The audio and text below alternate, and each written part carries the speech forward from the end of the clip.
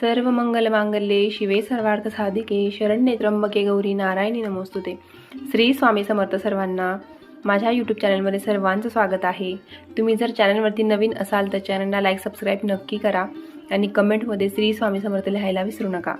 तर चैत्र महिन्यामध्ये देवीची ओटी कशी भरावी, किती सुवासिनी जेवू घालाव्या, देवीची कोणती सेवा करावी ते आपण आजच्या व्हिडिओमध्ये बघणार आहोत। तर व्हिडिओ स्किप न करता संपूर्ण बघा।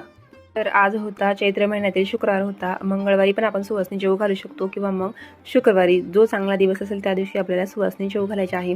तर आज होता शुक्रवार, तर लवकर उठून देवपूजा वगैरे झाली, त्यानंतर उंबरठ्याचं लेपन वगैरे करून घेतलं, सुंदर अशी रांगोळी काढून घेतली। चैत्र महिन्यामध्ये जे आहे तर प्रत्येक महिलांनी आपल्या देवीचा कुळाचार हा करायचा असतो, कारण चैत्र नवरात्री सुद्धा असते। तर आपण चैत्राच्या महिन्यामध्ये जे आहे तर मूळस्थानी आपल्या देवीच्या मूळस्थानी जाऊन आपल्याला देवीची ओटी भरायची असते। तर ज्यांना जाणे शक्य होत नाही त्यांनी घरी देवीची ओटी भरायची आहे। आमच्याकडे जे आहे तर 5 सुवासिनी जेवू घालतात। तर सकाळी जे आहे तर पुरण शिजवून घेतलं होतं लवकर। तर आमच्याकडे जे आहे पुरणाचा स्वयंपाक करतात 5 सुवासिनींना बोलून, किंवा मग 5 मुलीसुद्धा तुम्ही बोलवू शकता, किंवा 7-9 तुम्हाला जशा मिळतील तशा तुम्ही करायच्या आहे। शक्य असेल तर तुम्ही वरण भाताच्या सुद्धा तुम्ही करू शकता। जर 5 सुवासिनी जर मिळत नसतील तर 1 जेवू घाला किंवा 1 मुलगी घाला, पण तुम्ही आवर्जून घाला, कारण ह्या चैत्र महिन्यात किंवा मग आषाढ महिन्यात जे आहे तर पूर्णवर्णाचा नैवेद्य आपल्याला देवीला दाखवायचा असतो। तर तुम्हाला जेवढं मिळेल तेवढ्या घाला, किंवा मग जर मिळतच नसेल तर तुम्ही गाईला सुद्धा तुम्ही ताट करून जे आहे तर तुम्ही नैवेद्य देऊ शकता। त्यानंतर जे आहे तर देवीची ओटी भरून घेतली।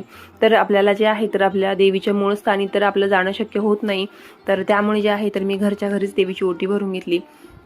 ज्यांना जाणे शक्य होत असेल त्यांनी देवीचा कुळाचार नक्कीच करा आणि देवीला चोळी पातळ जे आहे पूर्णवर्णाचं नैवेद्य तुम्हाला घेऊन जायचं आहे। तर माझं तर काही जाणं शक्य होत नाही, कारण आम्ही 1-2 वर्षातून जात असतो। तर त्यामुळे जे आहे तर चैत्र महिन्यात आषाढ महिन्यात जे आहे तर मी देवीची ओटी भरत असते। तर घरीच जे आहे तर चौरंगावरती फोटो मांडून घेतला, दिवा प्रज्वलित करून घेतला आणि कुळदेवीचा जो फोटो आहे तो स्वच्छ पुसून त्याला हळदी कुंकू अर्पण करून घेतलं आणि देवीची ओटी जी आहे ती घरच्या घरीच भरून घेतली। कारण चैत्र महिना हा खूप पवित्र महिना मानला जातो, कारण ह्या चैत्र महिन्यामध्ये जे आहे तर प्रत्येक ठिकाणी जे आहे तर देवीची ही यात्रा असते प्रत्येक ठिकाणी। आता वणीच्या गडावर सुद्धा जे आहे तर चैत्र नवरात्रीमध्ये खूप गर्दी असते। तर चैत्र नवरात्री ही संपली होती, कारण 19 तारखेपासून तर 27 तारखेपर्यंत होती। तर त्यानंतर जे आहे तर मी आज शुक्रवार होता, म्हटलं आज आपण देवीची ओटी वगैरे भरून घेऊ, नैवेद्य करून घेऊ। तर घरच्या घरी मी अशी देवीची ओटी भरून घेतली। एक साडी घेतली, त्यावरती ब्लाऊज पीस ठेवला आणि थोडेसे तांदूळ घेतले, त्यावरती हळकुंड, सुपारी, 1 रुपया, खारीक, बदाम असं ठेवून घेतलं। आणि तुमच्याकडे जर शृंगाराचं सामान असेल, आरसा असेल, कंगवा असेल ते सुद्धा तुम्ही ठेवू शकता।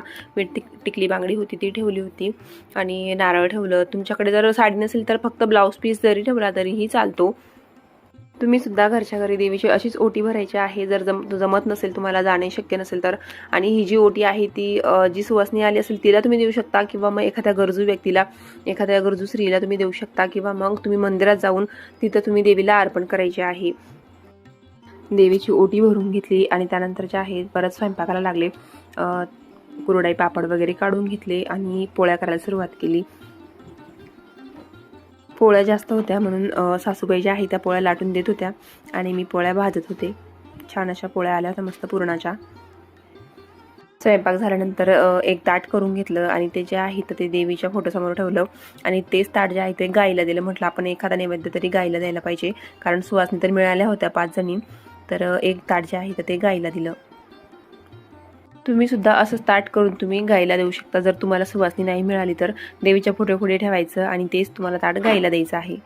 त्यानंतर जे आहे तर 5 सुवासिनींना बोलवून घेतलं, त्यांना हळदी कुंकू लावलं आणि त्यानंतर त्यांना 5 जणींना जे आहे तर ताट वाढून दिले आणि त्यानंतर त्यांची ओटी भरून घेतली। तर 5 जणींना जे आहे तर मी असे छान असे पीस आणले होते देण्यासाठी, तर त्यांना हळदी कुंकू लावून त्यांना असे पीस दिले मी।